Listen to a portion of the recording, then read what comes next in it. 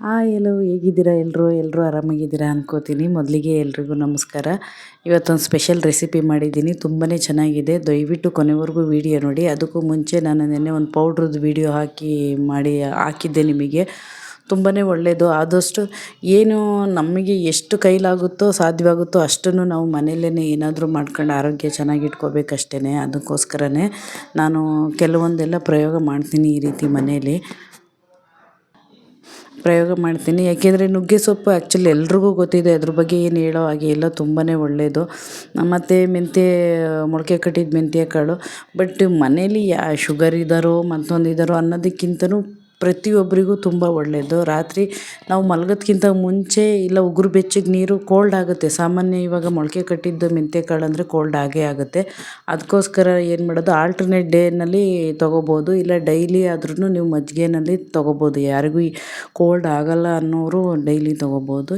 ಇಲ್ಲ ಬೇಡ ಆಗುತ್ತೆ ಅಂದರೆ ವೀಕ್ಲಿ 3 ಡೇಸ್ 2 ಡೇಸ್ ತೊಗೊಂಡ್ರು ಸಾಕು. ಪೌಡ್ರ್ ಮಾಡಿ ಇಟ್ಕೊಂಡ್ರೆ ನಿಮಗೆ ಆಲ್ಮೋಸ್ಟ್ ಒಂದು 2-3 ತಿಂಗಳು ಬರುತ್ತೆ.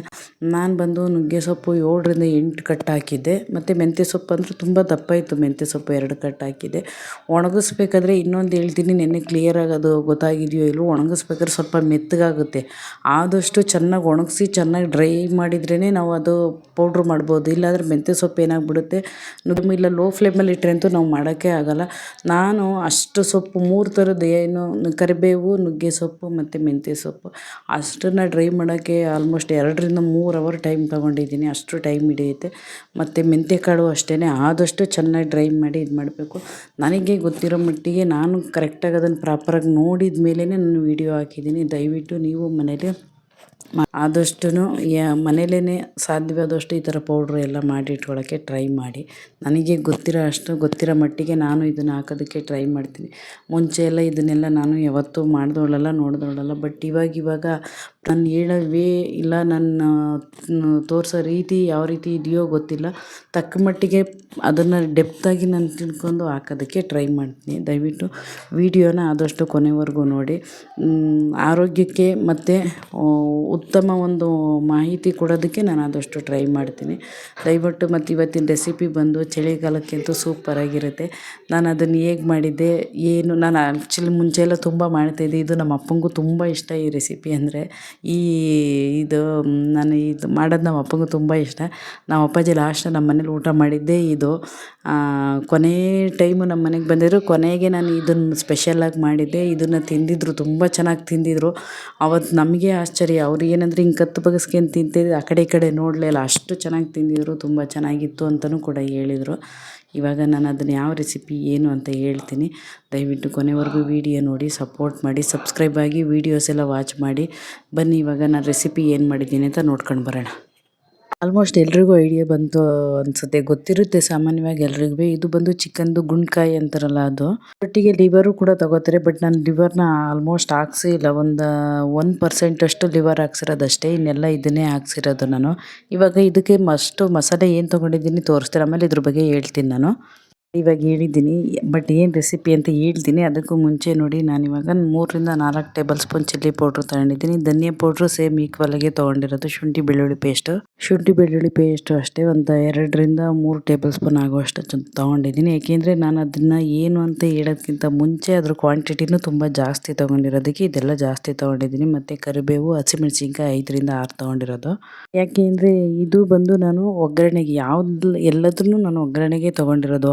ಆಯಿಲು ಅಷ್ಟೇ ಸ್ವಲ್ಪ ಜಾಸ್ತಿ ತೊಗೊಂಡಿದ್ದೀನಿ. ಇದನ್ನು ನೋಡಿ, ನಾನು ಧನಿಯಾ ಪೌಡ್ರು, ಚಿಲ್ಲಿ ಪೌಡ್ರು ತೋರಿಸಿದ್ನಲ್ಲ, ಅದನ್ನು ಚೆನ್ನಾಗಿ ಕಪ್ಪಗಾಗೋ ಹಾಗೆ ಹುರಿದು ಇಟ್ಟಿರೋದು ನಾನು. ಏಕೆಂದರೆ ಈ ರೀತಿ ಹುರಿದು ಮಸಾಲೆಯ ಇದಕ್ಕೆ ಹಾಕಿದರೆ ತುಂಬ ಚೆನ್ನಾಗಿರುತ್ತೆ. ನಾನು ಆಲ್ಮೋಸ್ಟ್ ಒಂದು 3 kg ತರಿಸಿದ್ದೆ ಗುಂಡ್ಕಾಯಿನ. ಯಾಕೆಂದರೆ ನೆಂಟರು ಬಂದಿದ್ದರು, ಅದಕ್ಕೋಸ್ಕರ ಅಂತ ನಾನು ತರಿಸಿದ್ದೆ. ಅವಾಗಲೂ ನಾವು ಯಾರಾದರೂ ಬಂದಾಗ ಮನೆಗೆ ಬರೀ ಚಿಕನ್ನು, ಮಟನ್ನು, ಫಿಶ್ಶು ಇದು ಕಾಮನಾಗಿ ಮಾಡ್ತೀವಿ. ಇವತ್ತು ಇದನ್ನು ಮಾಡಬೇಕು, ಅವ್ರಿಗೂ ತಿನ್ನಿಸ್ಬೇಕು ಅಂತ ಅನ್ನಿಸ್ತು, ಅದಕ್ಕೋಸ್ಕರ ಇದನ್ನು ಮಾಡಿದ್ದೆ. ಬಟ್ ತುಂಬಾ ಇಷ್ಟಪಟ್ಟರು ಎಲ್ಲರೂ, ತುಂಬ ಚೆನ್ನಾಗಿದೆ ಅಂತ.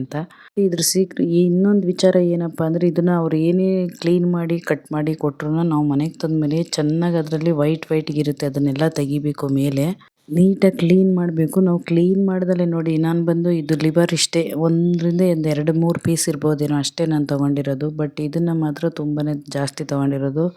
ಲಿವರ್ ಆದರೆ ಅದು ಸಪ್ರೇಟ್ ಮಾಡಿದರೆ ಚೆನ್ನಾಗಿರುತ್ತೆ, ಇದ್ರೊಟ್ಟಿಗೆ 1-2 ಇರಬೇಕಂತ ಅಷ್ಟೇ ಹಾಕ್ಸಿರೋದು. ಬಟ್ ಇದನ್ನು ಕ್ಲೀನಾಗಿ ತೊಳಿಬೇಕು. ಆದಷ್ಟು ಇದನ್ನು ಅರಿಶಿನ ಹಾಕೇ ತೊಳಿಬೇಕು, ಅಂದರೆ ಅದು ಸ್ಮೆಲ್ ಇರುತ್ತೆ. ಮತ್ತು ಇದಕ್ಕೆ ಮೇಯ್ನು ಬೆಳ್ಳುಳ್ಳಿ ನೀವು ಎಷ್ಟು ಜಾಸ್ತಿ ಹಾಕ್ತೀರೋ ಅಷ್ಟೂ ತುಂಬ ಒಳ್ಳೆಯದು. ಇವಾಗ ಇದಕ್ಕೆ ನಾನೇನು ಮಾಡಿದ್ದೀನಿ ಅಂದರೆ ಕುಕ್ಕರಲ್ಲಿ ಫಸ್ಟು 5ರಿಂದ 6 ವಿಸಲ್ ಹಾಕಿಸ್ಕೊತೀನಿ. ಕುಕ್ಕರಲ್ಲಿ ವಿಸಲ್ ಹಾಕಿಸ್ಕೊಳ್ಳೋದಕ್ಕಿಂತ ಮುಂಚೆ ನಾನು ಅರಿಶಿನ ಮತ್ತು ಬೆಳ್ಳುಳ್ಳಿ ಉಪ್ಪು ಹಾಕಿ ವಿಸಲ್ ಹಾಕಿಸ್ಕೊಳ್ಳೋದು. ಅರಿಶಿನ ಮೇಯ್ನ್ ಹಾಕಲೇಬೇಕು.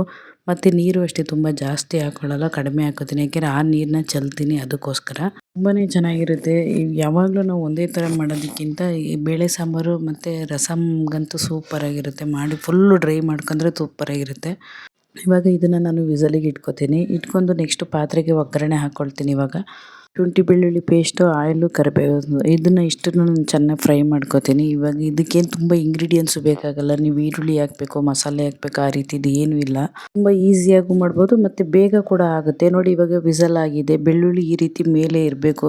ತುಂಬ ಸಿಪ್ಪೆ ತೆಗೆದೆಲ್ಲ ಬೆಳ್ಳುಳ್ಳಿ ಹಾಕಬಾರ್ದು. ಸಿಪ್ಪೆ ಸ್ವಲ್ಪ ಹಾಗಾಗಿ ಬಿಡಬೇಕು. ಬಿಟ್ಟು ಜಜ್ಜಾಕಿದರೆ ಅದ್ರ ಟೇಸ್ಟ್ ಎಲ್ಲ ಚೆನ್ನಾಗಿರುತ್ತೆ. ಆ ಗುಂಡಿಗೆ ಒಳಗಡೆ ಚೆನ್ನಾಗಿ ಇಳಿದಿರುತ್ತೆ ಆವಾಗ ಬೆಳ್ಳುಳ್ಳಿದೆಲ್ಲ. ಇವಾಗ ನಾನು ಹುರಿದಿರೋದು ಚಿಲ್ಲಿ ಪೌಡ್ರ್ ಮತ್ತು ಧನಿಯಾ ಪೌಡ್ರ್ ಹಾಕ್ಕೊಳ್ತಾ ಇದ್ದೀನಿ. ಇದು ಸ್ವಲ್ಪ ಆಯಿಲಲ್ಲಿ ಫ್ರೈ ಆಗಲಿ. ಫ್ರೈ ಆದಮೇಲೆ ನಾನು ಇವಾಗ ಏನು ವಿಸಲ್ ಹಾಕ್ಸಿದ್ನಲ್ಲ ಗುಂಡ್ಕಾಯಿ, ಅದನ್ನು ಹಾಕ್ಕೊಳ್ತೀನಿ. ದಯವಿಟ್ಟು ಯಾರ್ಯಾರು ನನ್ನ ವೀಡಿಯೋಸ್ ನೋಡ್ತಿದ್ದೀರಾ ಸಬ್ಸ್ಕ್ರೈಬ್ ಆಗಿ ವೀಡಿಯೋಸ್ ನೋಡಿ. ಮುಂಚೆನೂ ಹೇಳ್ತಾ ಇದ್ದೀನಿ, ದಯವಿಟ್ಟು ಸಪೋರ್ಟ್ ಮಾಡಿ. ಸಪೋರ್ಟ್ ಮಾಡಿದಷ್ಟು ನನಗೂ ತುಂಬ ಇದಾಗುತ್ತೆ. ನಾನೊಂದು ನೆಕ್ಸ್ಟ್ ಮಂಡೇ ಟ್ಯೂಸ್ಡೇಯಿಂದ ರೆಗ್ಯುಲರಾಗಿ ವೀಡಿಯೋ ಹಾಕಬೇಕಂತ ಡಿಸೈಡ್ ಮಾಡಿದ್ದೀನಿ. ಇವಾಗ ಮಾಡೋಕ್ಕಾಗ್ತಾಯಿಲ್ಲ ನನಗೆ ವೀಡಿಯೋಸ್ ಎಲ್ಲ. ಆದಷ್ಟು ವೀಡಿಯೋನ ದಯವಿಟ್ಟು ಕೊನೆವರೆಗೂ ನೋಡಿ. ಎಲ್ಲೂ ಅರ್ಧ ಸ್ಕಿಪ್ ಮಾಡಿ ನೋಡೋದು ಆ ರೀತಿ ಮಾಡಬೇಡಿ. ಏಕೆಂದರೆ ನೀವು ಆ ರೀತಿ ಮಾಡಿದರೆ ನನಗೆ ತುಂಬಾ ಪ್ರಾಬ್ಲಮ್ ಆಗುತ್ತೆ. ಪ್ಲೀಸ್ ದಯವಿಟ್ಟು ವೀಡಿಯೋನ ಪೂರ್ತಿ ನೋಡಿ. ಫೈನಲಿ ಇವಾಗ ಆಗಿದೆ. ಪೂರ್ತಿ ಆಗಿರೋದು ನಾನು ತೆಗೆದು ಸ್ವಲ್ಪ ಕೊನೆಗೆ ಇನ್ನೂ ಸ್ವಲ್ಪ ಡ್ರೈ ಮಾಡಿದೆ. ಏಕೆಂದರೆ ಪೂರ್ತಿ ಡ್ರೈ ಬೇಕು ಸ್ವಲ್ಪ ಅಂತಂದರೆ, ಅದಕ್ಕೋಸ್ಕರ ನೋಡಿ ಈ ರೀತಿ ಬಂದಿದೆ. ತುಂಬಾ ಚೆನ್ನಾಗಿದೆ. ನೀವು ಒಂದ್ಸರಿ ಟ್ರೈ ಮಾಡಿ, ಎಲ್ರಿಗೂ ಇಷ್ಟ ಆಗುತ್ತೆ. ಇದು ಬಹಳ ರುಚಿಯಾಗೂ ಇದೆ. ದಯವಿಟ್ಟು ಸಪೋರ್ಟ್ ಮಾಡಿ, ಸಬ್ಸ್ಕ್ರೈಬ್ ಆಗಿ. Thank you for watching.